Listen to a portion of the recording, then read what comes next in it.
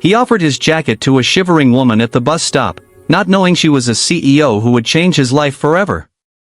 The wind cut through New York like a blade, snow falling steady from the gray sky, blanketing the sidewalks and quieting the city's usual roar. At a nearly deserted bus stop under a flickering street lamp, Henry stood hunched in a fraying olive jacket, clutching a worn manila folder tight to his chest. Inside were 5 resumes, 5 silent rejections. He exhaled slowly, watching his breath fog in the cold night air. 46 years old, former construction engineer, widower, father, and for now homeless. The thought landed heavily on him, like the snow piling at his feet. The red glow of a nearby pharmacy sign blinked 8:41 p.m. The bus was late. Cold had soaked through his worn boots. Then through the snow, a woman appeared. She looked 30-some in a business skirt and blouse, no coat, heels clicking on the pavement. Her wet hair clung to her face, arms wrapped tightly around herself. She stopped beneath the same awning, breath short, hands shaking. Henry tried not to stare, but her presence was striking, clean, polished, yet clearly suffering in the cold. She rubbed her bare hands together, failing to warm them. He looked away. Just another night, just another bus to nowhere. But then the wind howled. She flinched, curled inward, and Henry glanced at her again. His jacket wasn't much, but it was something. He could keep it, stay silent, be like everyone else. But he didn't. Without a word, he shrugged off the coat. The cold bit hard. He stepped toward her and held it out. Startled, she said, "You don't have to do that." Henry gave her a tired smile. "I've already lost enough today. This coat. It's the only thing I have left to give." She hesitated. "But you need it more than I do." Still, he gently draped it over her shoulders. "Not tonight." The warmth startled her. It smelled of soap. Maybe coffee. Comfort. She pulled it tighter without meaning to.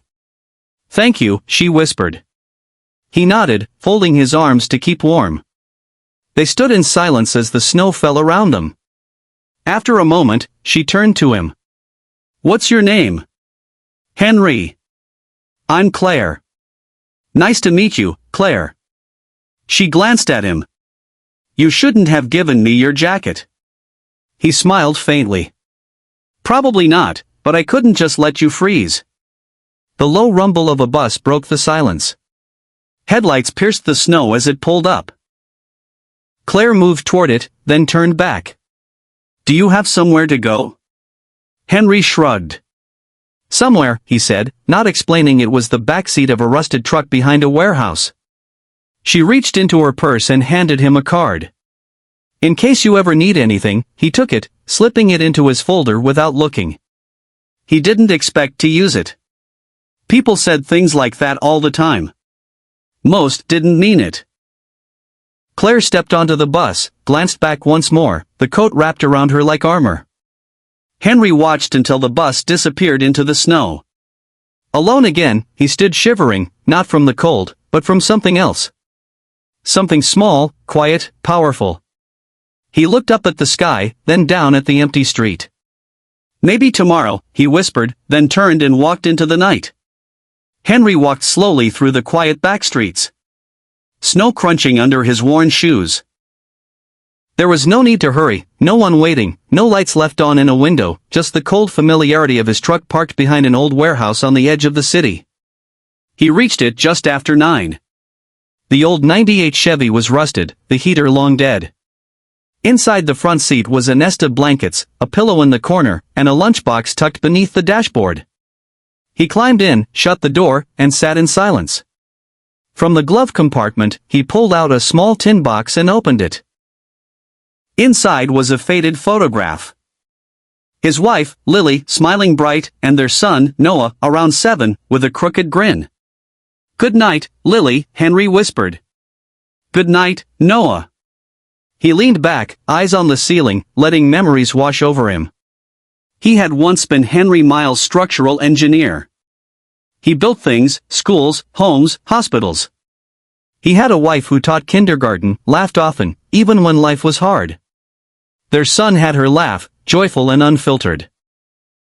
They weren't rich, but they were content. Then the cancer came. By the time they found it, it was already stage 4. Lily was gone in 9 months. Henry left his job to care for her. Afterward, everything unraveled. Bills piled up, savings drained. He sold the house, moved with Noah into smaller and smaller spaces until there was nothing left but the truck. Still, he tried to shield his son. He turned the back seat into a spaceship, canned soup into adventures, a parking lot into their backyard. Every morning he walked Noah to school, clean-shaven, and with his shirt tucked in. "Why do you still cut your hair?" a shelter worker had once asked. Henry smiled. "Because my son needs to believe things can get better and I need to look like I believe that too." He worked whatever jobs he could find. Moving furniture, fixing gutters, sweeping construction sites. It wasn't enough, but it kept them together until last fall. A social worker stepped in. Said it wasn't safe. Said Noah needed stability. Henry didn't argue. He knew they were right. Through blurry eyes, he signed the papers, hugged his son, and promised, "Just for now, I'll come back for you." Since then, every day had been a climb. He sent resumes, stood in job fair lines, took notes at free workshops, studied codes at the library. He was building a plan slowly, quietly. Tonight had made that plan feel further than ever. Still sitting in his cold truck, rubbing his arms for warmth. He thought of Claire, the woman at the bus stop. How cold she'd looked, how surprised when he offered his coat. He didn't know why he'd done it. Maybe because she reminded him of Lily, or maybe he just needed to feel like he could still do something good, that he was still the man who gave more than he took. Outside, the snow kept falling. Henry pulled a blanket over himself, leaned against the cold window, and shut his eyes. He didn't have much, but he still had himself, and for now, that would have to be enough. Claire stepped into the sleek lobby of her apartment building, the warmth inside wrapping around her like a soft blanket. The doorman greeted her with a polite nod, but she barely acknowledged him. Her heels clicked softly on the marble floor as she made her way to the elevator, still wrapped tightly in the jacket the stranger had given her. She hadn't intended to take it. In fact, she had tried to refuse, but the man, Henry, he'd said, had insisted with a look in his eyes that quieted any further protest. Now, the jacket hung awkwardly on her, too large and threadbare, but warmer than anything she had worn in years. She stepped into her penthouse apartment on the 28th floor and was immediately greeted by silence. No television, no music, no laughter, just the hum of modern appliances and the distant howl of winter wind through thick glass windows. Claire dropped her purse on the entryway table and slowly peeled off the jacket. She was about to set it aside when her fingers brushed against something in the inner pocket. Curious, she reached in and pulled out a folded piece of paper. It was worn, creased at the corners, smudged with fingerprints in time. She unfolded it carefully. It was a child's drawing done in crayon. 2 stick figures stood hand in hand under a crooked sun. One was labeled Dad, the other me.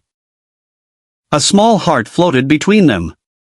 At the bottom, in uneven handwriting, were the words, "I love you, Daddy." Noah. Claire stood frozen. She stared at the drawing, the words blurring before her eyes. A tremor ran through her and she sank onto the edge of her couch, jacket still in one hand, the picture in the other. Her throat tightened. Noah. The name stuck in her mind like a thorn. The way Henry had held the folder, the tiredness in his eyes, the weight in his voice. It all made sense now. This wasn't just a man who had given her his coat. This was a father. A father who still carried a piece of his child close to his heart. A father who had nothing yet still chose to give. She looked around her apartment. The place was immaculate. High ceilings, designer furniture, glass walls, not a single photo frame or personal touch. A space designed for success, not warmth. Claire folded the drawing gently and placed it on her lap. Then, without thinking, she pulled the coat close and hugged it tightly to her chest. It still smelled faintly of something familiar. Maybe laundry detergent, maybe memory. And suddenly, without warning, tears welled up in her eyes. She hadn't cried in years. Not really. Not since she was a little girl, cold and hungry, sitting on the steps of her church, hoping someone would notice her. That night, someone had, a man with kind eyes and a weathered face. He had taken off his coat and wrapped it around her shoulders. He hadn't said much, just smiled and told her she'd be okay. It had been the first act of kindness she remembered, the first time she felt seen. She never saw the man again, but that moment changed everything. Claire sniffed and wiped her cheek with the back of her hand. She wasn't the same girl anymore. She had clawed her way out of the foster system, worked through college on scholarships and sheer determination, built Infinity Group from a single app idea to one of the most influential tech companies on the East Coast. She had earned every dollar, every accolade. But somewhere along the way, she had forgotten what it meant to need, what it meant to give. Tonight, a stranger reminded her. She looked again at the drawing, at the shaky little heart between the stick figures, then at the coat in her arms, too big, too worn, but heavy with meaning. And for the first time in a very long time, Claire Langston cried, not because she was broken, but because something inside her had been gently, beautifully cracked open. The next morning, Claire sat at her desk, a cup of untouched coffee cooling beside her. The skyline stretched endlessly beyond the floor-to-ceiling windows of her office, but her eyes were fixed on the crumpled drawing in her hand. The edges were worn now from being unfolded and folded again, as if she were trying to memorize every stroke of crayon. She had barely slept. She kept replaying the night before, the way Henry had offered his only coat without hesitation, the quiet dignity in his voice, the pain behind his tired smile. Something about him haunted her. Not just the kindness, but the sorrow he tried so hard to hide. She reached into the top drawer of her desk and pulled out a small silver bell.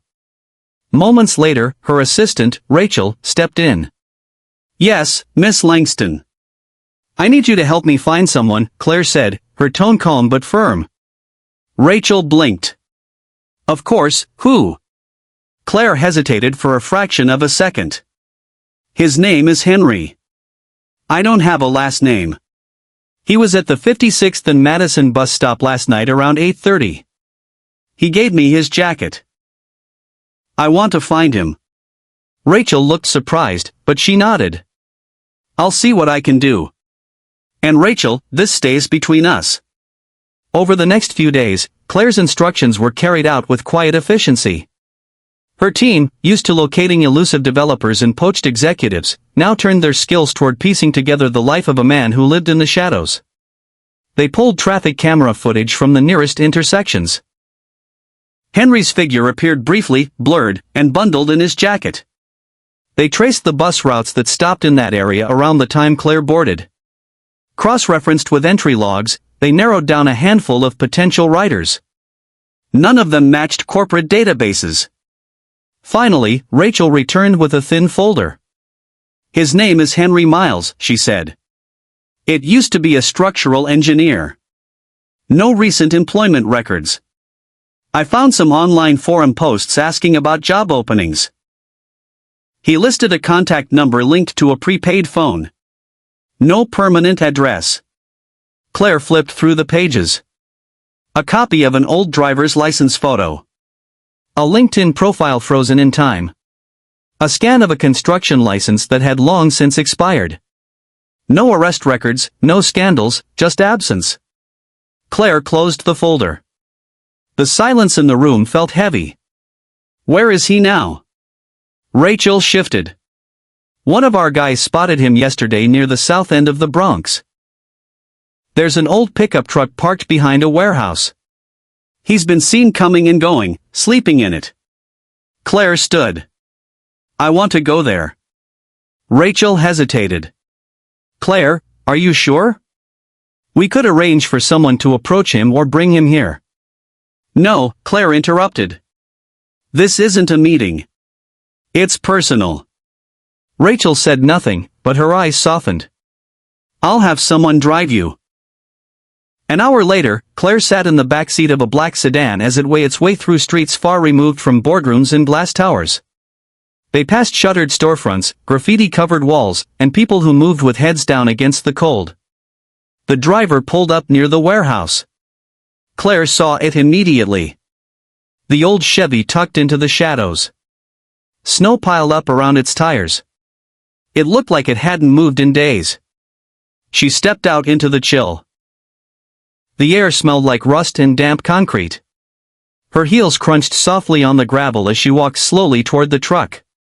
Through the windshield, she could just make out a figure in the front seat. As she got closer, the door creaked open. Henry stepped out, blinking in the daylight.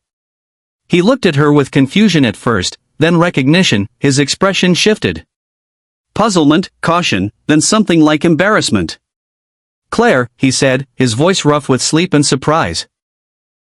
She offered a small, uncertain smile.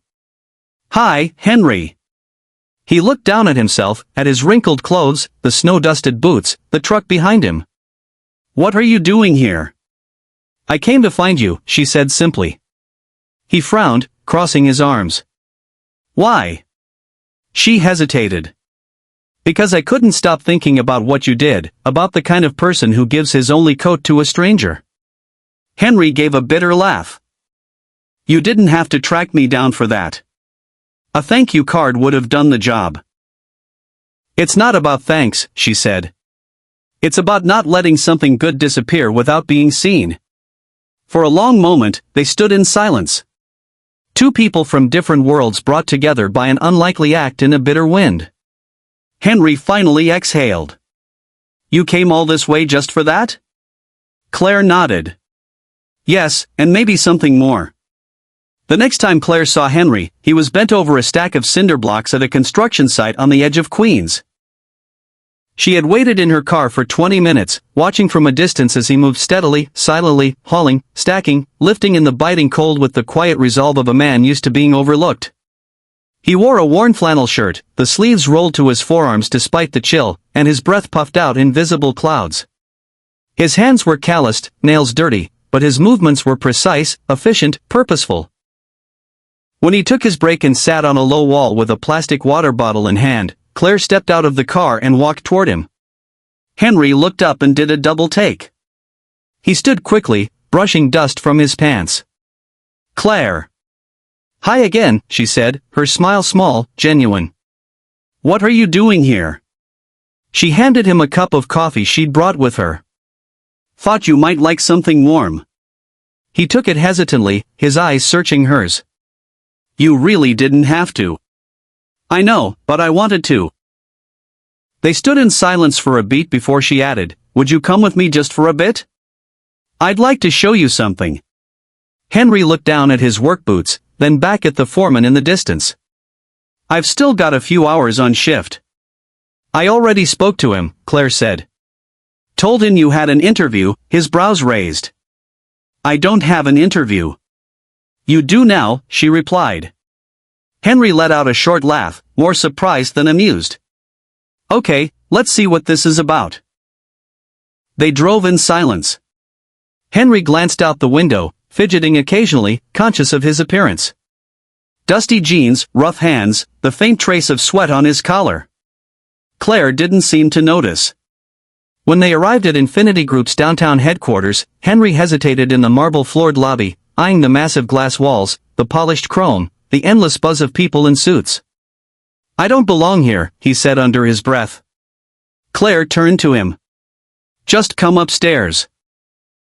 They entered a private conference room with floor-to-ceiling windows that overlooked the skyline. Claire offered him a seat, then closed the door and sat across from him. Henry cleared his throat. "So, what's all this about? Returning the coat?" Claire shook her head. "No, this isn't about the coat. I kept that. It's mine now." Henry blinked. "Okay." She leaned forward. "I didn't come to thank you. I came because you made me remember something I forgot. A version of myself I had buried under years of boardrooms and deadlines. You reminded me that real change doesn't always start with innovation or strategy. Sometimes it starts with kindness." Henry looked down. "Claire, I'm just a guy trying to survive. And that's exactly why I brought you here." She slid a folder across the table to him. Inside was a job proposal, a contract, a new position, cultural and human values advisor. Henry frowned as he flipped through the pages. What is this? It's a new role, one I created. Someone who sits in on department decisions, training programs, development discussions, not to talk numbers or strategy, but people, values, compassion. You'd share your experiences, help shape the heart of this company. Henry laughed awkwardly, shaking his head. Claire, look at me. I don't have a degree in psychology. I didn't graduate from Harvard. I sleep in a truck. You were an engineer. I haven't built anything in years. You built a moment I'll never forget, Claire said softly. Henry looked away, overwhelmed. This isn't charity, she continued. This is a role only you can fill. You know what it's like to be invisible, to be passed over, and yet you stopped in the cold and gave your only coat to a stranger. That tells me more about leadership than any resume ever could. He opened his mouth, closed it, struggled for words. I'm not qualified, he said finally, voice low. Claire leaned forward, her gaze unwavering. You don't need a degree to teach people how to care because you live it every day. Claire looked directly into his eyes and said, you don't need credentials to teach people how to be kind because you've lived it, and that's more powerful than anything you'll ever put on paper. Henry's throat tightened. He stared down at the proposal, then back at her, and for the first time in years, he felt something flicker inside him. Not fear, not defeat, but hope. Raw, unfamiliar, terrifying hope. Henry sat alone on the bench outside the towering office building, the job proposal resting unread in his lap. His fingers ran along the edges of the folder, but his eyes stared off into the busy street, unfocused. He couldn't do it. It wasn't that he didn't want to. Somewhere deep down he did, but fear gripped him tight and familiar, the kind that whispered cruel things late at night. She's just being nice. This isn't real. You'll mess it up. You always do. The offer felt like a trap wrapped in kindness. And Henry, who had spent years learning to distrust anything that seemed too good to be true, couldn't shake the weight of doubt. He didn't see Claire step out of the building and walk toward him until she sat beside him in silence. You haven't opened it, she said softly. Henry gave a dry chuckle.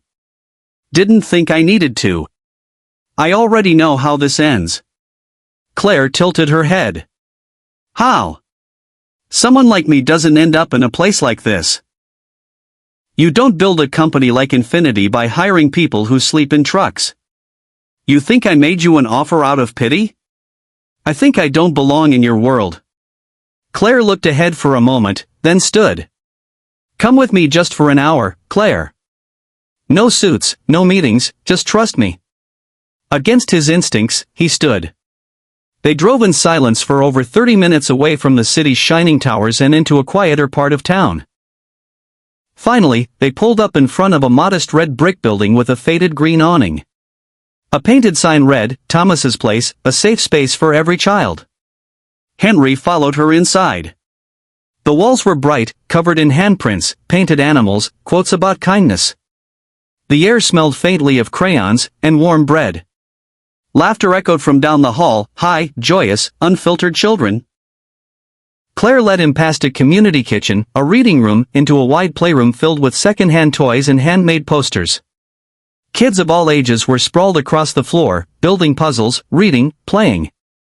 This place, Claire said quietly, was named after the man who saved me. Henry looked at her. I grew up in foster homes, bounced around. Some were kind, some weren't. One night, I ran away. It was freezing. I was 12. I curled up outside a church just waiting for morning. She paused. Her voice softened. He found me. An old man named Thomas. He gave me his coat, sat with me all night, didn't ask questions, just stayed. Henry didn't speak. He couldn't. I never saw him again, Claire continued. But that moment it was like someone reached into the darkness and said, you matter. I built this place because of him. She turned to face Henry fully. And last week someone else gave me a coat. Didn't know who I was. Didn't ask for anything. Just gave. Henry swallowed hard. You remind me of him, she said. Not because of what you gave me, but because of who you are. They stood in silence, surrounded by the sounds of life and laughter. Henry's eyes wandered across the room at the children playing, a volunteer tying a shoelace, a young boy reading aloud with too much energy. It felt warm, real. Claire touched his arm gently. I don't need you to fit in a boardroom, Henry. I need you to remind people of this, of what it means to care. Henry didn't respond, not with words. His eyes were wet now. He looked down, trying to blink them away, but they came anyway. Quiet, unguarded tears. And then he nodded. Not for the job, not for the salary or the title, but because for the first time in years, he felt it. He was still needed, still useful, still human. Henry stood motionless in the center of a room full of joy and laughter. A single tear trailing down his weathered face, not out of sadness, but from the profound relief of realizing he still mattered. Henry's first day at Infinity Group didn't start with fanfare. There was no welcome party, no press release, just a quiet meeting in a small glass-walled room on the 5th floor with a few skeptical department heads and a stack of sticky notes. Claire had introduced him simply. This is Henry Miles. He's here to help us build something more meaningful than just profit. The looks were polite but uncertain. But Henry didn't flinch. He began by sharing his story. Not the sob version, not the headline-grabbing kind, just pieces. Honest pieces. What it felt like to lose everything. To wake up in a freezing truck. To walk into job interviews knowing your shoes had holes to choose kindness. Anyway, at first they listened with cautious curiosity. By the end of that first week, they were leaning forward. Henry had a way of speaking that didn't preach or perform. He asked questions that made people pause. When was the last time you really looked someone in the eye? Do you know the name of the janitor who cleans this floor? What would you do if you saw someone crying in the break room? He didn't come in with charts or data. He came in with empathy. Slowly, a shift began. One by one, employees started seeking him out. First, the interns, then junior developers, then department heads. Some came to talk about stress, others about burnout. A few came just to sit quietly during lunch. Henry listened, and when he spoke, he didn't offer solutions. He offered perspective. You're not broken, he once told a young programmer who confessed he hadn't slept in 3 days. You're just tired. Being tired doesn't mean you're weak. It means you've cared for too long without someone caring back. That line ended up taped to office doors, printed on mugs, quoted in all company emails. Claire watched it all unfold from her corner office. She saw how breakroom chatter changed. How laughter returned. How productivity rose, not because of pressure, but because people felt seen. It wasn't long before Henry had an official space of his own. Small, cozy, filled with plants, second-hand books, and a coffee pot that never seemed to empty. Outside of work, life began to rebuild in quiet, meaningful ways. With Claire's help and a small housing stipend from the company, Henry was able to put a down payment on a modest one-bedroom house on the edge of Brooklyn.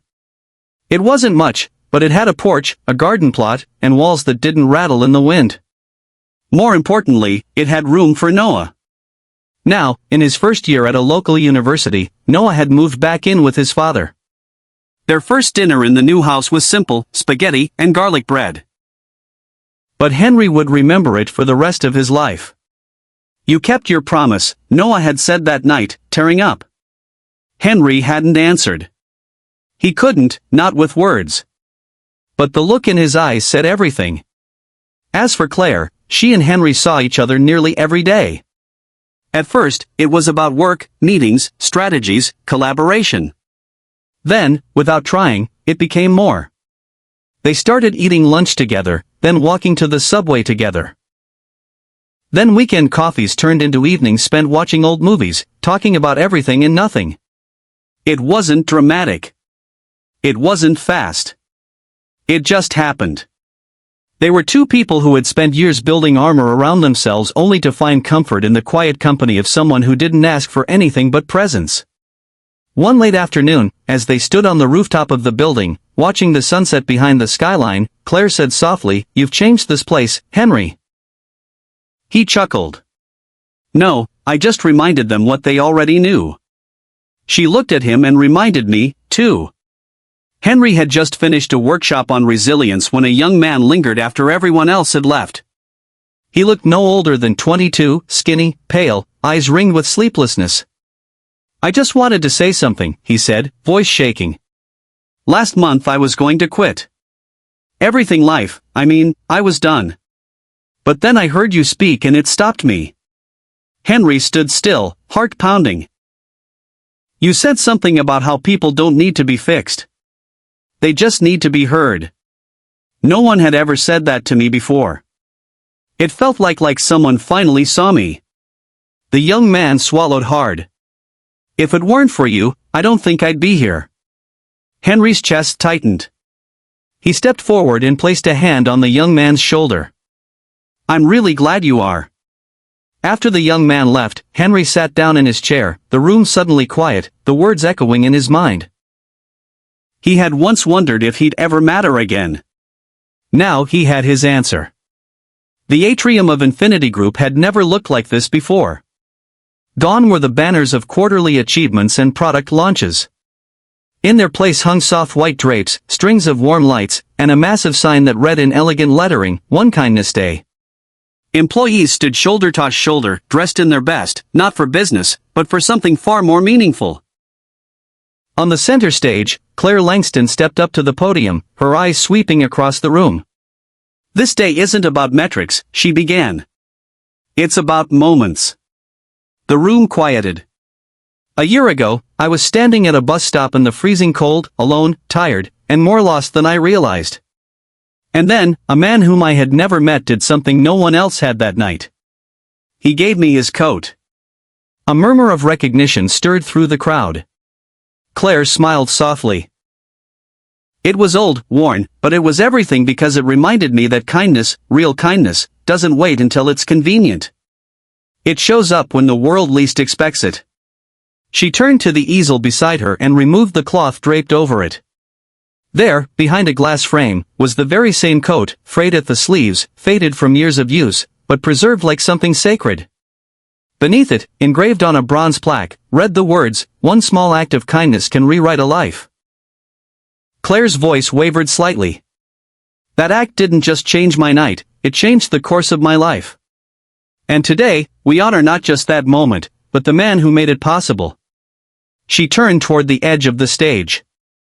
"Henry, will you come up here?"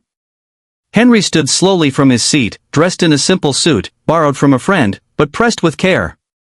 He made his way through the applause. His face, still lined with time and hardship, now carried something lighter, something peaceful. He stepped up beside her. Claire reached into her pocket and pulled out a small envelope. "This belongs to you," she said. Henry opened it. Inside was the title deed to his new house, stamped and official. Gasps echoed through the crowd. Claire leaned in with a smile. No more sleeping in trucks. The room erupted in applause once again, but Henry held up a hand. "I actually have something, too," he said, reaching slowly into his jacket pocket. From it, he pulled out a small box, simple, worn, clearly held onto for some time. He looked at Claire, heart pounding. "You said this coat changed your life, but you changed mine. Gave me back my name, my son, a roof, and hope." He opened the box. Inside was a silver ring, not flashy, but shining quietly under the lights. "I kept it in the pocket," he said, voice trembling. "Because if there's anything more valuable than this coat, it's you." Claire stared at him, eyes filling. "Claire Langston, will you marry me?" A beat of stillness.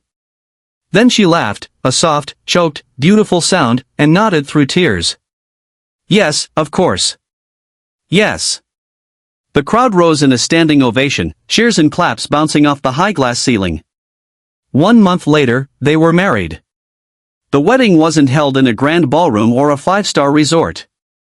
It took place at Thomas's place, the little red brick community center that meant the world to them both. Children made paper flowers. The chairs didn't match. The cake was baked by one of the interns from Henry's mentorship program, but the room glowed with something money couldn't buy. Claire wore a simple white dress, her hair loose. Henry once again wore that same suit. Noah stood at his side as best man. The guests were volunteers, co-workers, people from shelters, and dozens of young employees who once sat in Henry's tiny office searching for purpose. During the vows, Claire held Henry's hands and looked into his eyes. "Once you gave me a coat," she said, her voice clear and sure. "Tonight I give you my whole life." Her words fell over the room like sunlight through a stained glass window. Soft, radiant, unforgettable. Henry couldn't speak. He just nodded, tears slipping down his cheeks as the crowd around them dabbed at their eyes. Laughter followed, music played. The reception spilled out into the courtyard where children ran barefoot and strings of fairy lights danced in the twilight. Someone snapped a photo. Henry and Claire stood beneath the sign of Thomas's place. Side by side, her head on his shoulder, his arm around her, and beside them on an easel, stood the old coat, silent, worn, and now immortalized. That image would go on to circulate online. Shared, reposted, and talked about. A symbol not just of second chances, but of how something as simple as kindness could reach into the cold and rewrite everything. Sometimes the smallest gesture, a coat, a smile, a kind word can echo further than we ever imagine. Henry didn't have much, but he gave what he could. And in return, he didn't just change Claire's life. He found love, purpose, and a new beginning. Their story reminds us all kindness doesn't require perfection, just presence, just heart. If this story touched you, if it reminded you that hope still lives in unexpected places, please like, share, and subscribe to Soul-Stirring Stories. Here we tell the tales that warm the heart, restore your faith in humanity, and remind us what truly matters. Until next time, stay kind and keep believing.